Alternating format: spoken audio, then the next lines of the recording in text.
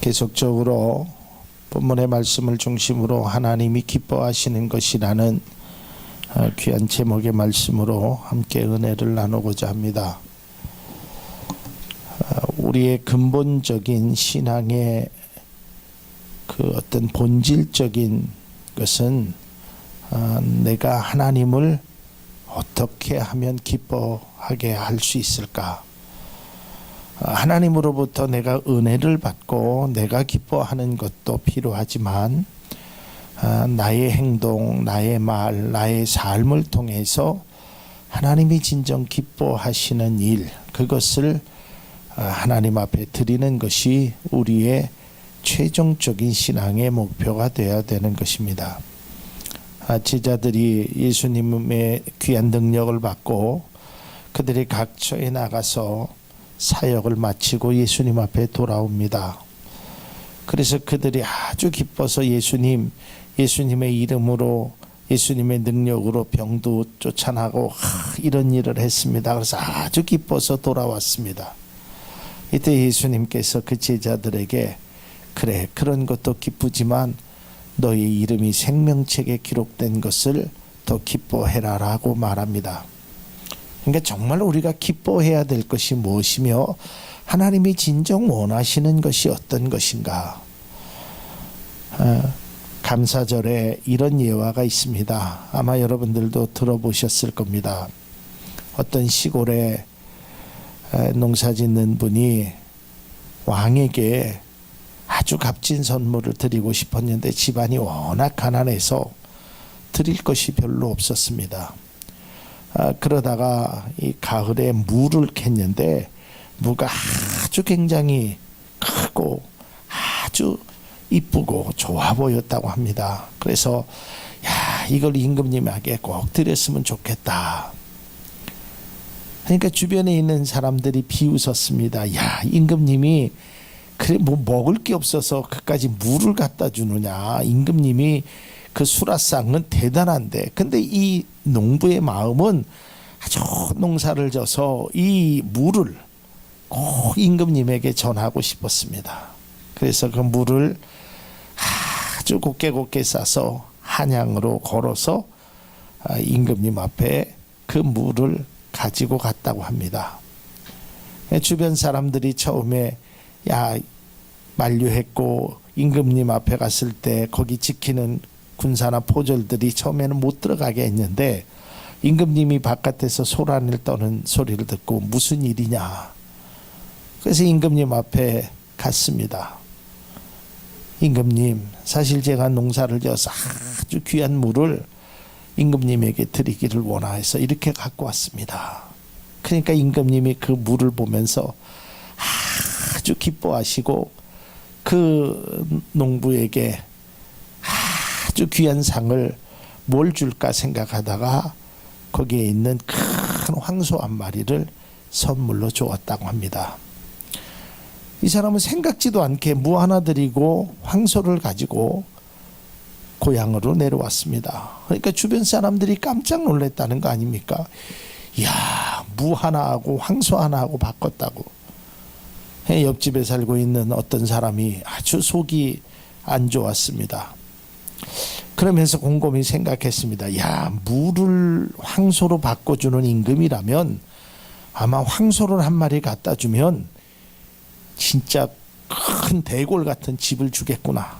그래서 자기 집에 있는 황소 중에서 이걸 고르자니 새끼를 많이 날 것 같아서 안 되고 저걸 고르자니 좀 맛있게 생겨서 안 됐고, 그래서 그 중에 하나 그냥 제일 좀 시원찮은 거 그걸 골라서 임금님 앞에 갖다 주면서 임금님 앞에 똑같이 그 자기 이웃집에 사는처럼 제가 황소를 기르는데 임금님 앞에 이걸 드리기를 원합니다 하고 드렸어요. 그러니까 임금님이 껄껄껄껄 웃으시더래요. 됐구나. 이제 나에게도 대궐을 하나 주시겠구나. 이때 임금님이 똑같이 얘기합니다. 여보라, 이 사람에게 큰 상을 하나 주거라. 지난번에 갖고 왔던 그 무를 주거라 그러더래요. 그래서 황소를 드리고 무를 갖고 왔다는 겁니다. 왜 그럴까요? 뭘 드렸느냐가 중요한 것이 아니라는 것을 말하는 것입니다. 임금이 진짜 기뻐하는 것은 물을 드렸느냐 황소를 드렸느냐 이게 아니라 어떠한 마음으로 어떠한 생각으로 어떠한 뜻으로 나에게 갖고 왔느냐가 임금의 기준이 되었다는 것입니다. 하나님도 마찬가지일 것 같아요. 하나님이 기뻐하시는 것이 우리가 무슨 큰 일을 하고 엄청난 일을 해야 하나님은 기뻐하시고, 그저 작은 일, 우리가 생각하기에 그냥 별거 같지 않는 일을 행하는 것을 기뻐하지 않으신다라고 생각하는 것은 진정한 하나님의 뜻을 모른다는 것입니다.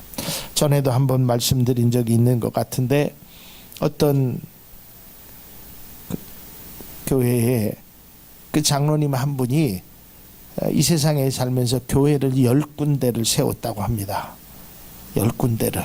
10군데의 성전을 하나님 앞에 봉헌하고, 그 다음에 하나님 앞에 천국의 앞에 갔더니 하나님께서 그 장로님에게 내가 너에게 가장 기뻐할 것을 했구나. 그래서 이 장로님은 생각하기에 하나님께서 내가 어떤 교회를 봉헌한 걸 가장 기뻐하실까. 그랬더니 하나님께서 하시는 말씀이, 네가 추운 날 그 주차장에서 어떤 어르신을 이렇게 옆에서 부축해서 교회로 모시고 온, 내가 그것이 너에게 가장 기뻤더라 라고 말씀하셨다고 합니다. 여러분, 우리는 보통 하나님은 어떤 큰 일, 위대한 일, 세상의 기준으로 보면 비교가 안 되는 것에 기뻐하실 것 같지만 우리 하나님은 그렇지 않다라는 것입니다. 오늘 성경 속에서도 보면 하나님이 기뻐하시는 것은 뭐 다른 것이 아니었어요. 어찌 보면 신앙의 아주 기본적인 것이고 본질적인 것을 하나님이 기뻐하신다고 말합니다. 지난 시간에 하나님을 의지하는 것을 하나님은 기뻐하신다 그랬습니다. 오늘 두 번째로 하나님이 기뻐하시는 것은 하나님을 경외하는 모습을 기뻐하신다는 겁니다. 그래서 하나님을 경외한다라는 말은 뭐냐면, 이 경외라는 말은 공경하면서 두려워하는 뜻을 지니고 있습니다. 이 말의 뜻은 하나님을 공포자로 무서운 분으로 여기라는 것이 아니라 하나님의 주권을 인정한다라는 것입니다. 오늘 우리가 지난주에 의해서 계속 안수 입사님이 찬양드렸던 왕의 신 나의 하나님, 그러니까 하나님이 나의 왕이라는 것을 내가 그 주님을 높이 기리겠다라는 그러한 모습을 하나님이 기뻐하신다는 것입니다. 하나님은 큰 능력을 행하는 그것보다도 정말 하나님을 경외하고 공경하고, 하나님이 하나님 되심, 하나님이 나의 주인이 되신, 나는 그 하나님 없이는 내가 한순간도 살 수 없습니다, 찬송가 가사에 있는 것처럼 주 없이 살 수 없습니다라는 그러한 모습을 하나님은 기뻐하신다는 것입니다. 시편 2편 11절에 보면 여호와를 경외함으로 섬기고 떨며 즐거워할지어다 그랬습니다. 또한 시편 111편 5절에 여호와께서 자기를 경외하는 자들에게 양식을 주시며 그의 언약을 영원히 기억하시리로다. 그러니까 여기서 하나님을 경외한다라는 것은 하나님이 나의 목자가 되시고, 하나님이 나의 생의 주인이 되시고, 하나님이 나의 삶의 인도자가 되신 것을 인정하라라는 것입니다. 그러니까 나는 그분만이 나의 힘이요, 그분만이 나의 능력이요, 내가 산을 향하여 눈을 들 때 나의 도움은 하나님 앞에밖에 없다라는 것을 스스로 인정하는 자. 다시 말해서 나는 하나님 없이는 결코 살아갈 수 없습니다. 세상이 아무리 좋아도, 세상이 아무리 나를 유혹하여도 나는 하나님 없이는 살 수 없습니다. 그 모습, 그러한 삶을 하나님은 기뻐하신다는 것을 우리는 다시 한번 깨달아야 하는 것입니다. 그 다음에 마지막으로 하나님의 사랑을 믿는 모습을 기뻐한다라는 것입니다. 다시 말해서 하나님이 나를 사랑하신다, 하나님의 사랑을 나는 믿는다, 그 사랑은 영원히 변치 않는 사랑이고, 그 사랑은 하늘을 두루마리 삼고 바다를 먹물 삼아도 다 기록할 수 없는 사랑이다라는 그 모습을 하나님은 보고 기뻐하신다는 것입니다. 하나님이 나를 얼마나 사랑하시는지를 깨달아 알고 그의 사랑을 기대하고 그의 사랑에 감사하는 모습인 것입니다. 시편의 감사 찬양에 보면 주의 인자하심이라는 것이 수없이 반복되어 있습니다. 시편 38편 7절에도 하나님이여 주의 인자하심이 어찌 그리 보배로우신지요. 또한 시편 86편 13절에도 이는 내게 향하신 주의 인자하심이 크사 내 영혼을 깊은 수월에서 건지셨음이니이다 라고 말하고 있습니다. 그러니까 하나님의 인자하심이 얼마나 큰지 내 영혼을 깊은 수월에서 건지셨다라고 말하고 있다라는 것입니다. 하나님이 기뻐하시는 것이 무엇인지를 우리는 알아야 하는 것입니다. 물론 우리는 예수님 때문에 내가 기뻐해야 됩니다. 우리가 드려지는 이 예배를 통해서, 우리가 드리는 기도를 통해서, 하나님이 주시는 은혜를 통해서 내가 기뻐해야 합니다. 이게 출발이 되어야 될지도 모릅니다. 그러나 신앙이라는 것이 나에게만 기쁨이 되고 나에게만 은혜가 되는 것으로 끝나서는 안 되는 것입니다. 나에게 기쁨을 주시고 나에게 은혜를 주시고 나에게 하나님의 귀한 말씀을 통하여 변화를 주신 그 하나님을 기쁘게 만들어야 되는 것입니다. 그래서 우리가 신앙의 궁극적인 목적은 어떻게 하면 하나님을 기쁘시게 할 수 있을까? 어떻게 하면 하나님의 은혜를, 어떻게 하면 하나님의 귀한 사랑을 내가 그분에게 돌려드릴 수 있을까라고 생각해야 하는 것입니다. 며칠 전에 민족의 고유 명절인 설날입니다. 그 전에 학생 시절 때, 어린 시절 때 생각해 보면 이때가 너무 좋습니다. 이제 그때부터 계산을 하기 시작합니다. 이번 설날에 세뱃돈은 얼마나 받을까? 할아버지, 할머니, 아빠, 엄마, 삼촌, 고모 이렇게 해서 가능한 많은 친지들이 오기를 기대합니다. 왜냐하면 그 친지들을 통해서 내 세뱃돈의 숫자가 올라가기도 하고 내려가기도 합니다. 우리가 어렸을 때는 그런 것입니다. 그러니까 내가 세배를 하면 꼭 세뱃돈을 받습니다. 조금 받을 때도 있고 많이 받을 때도 있습니다.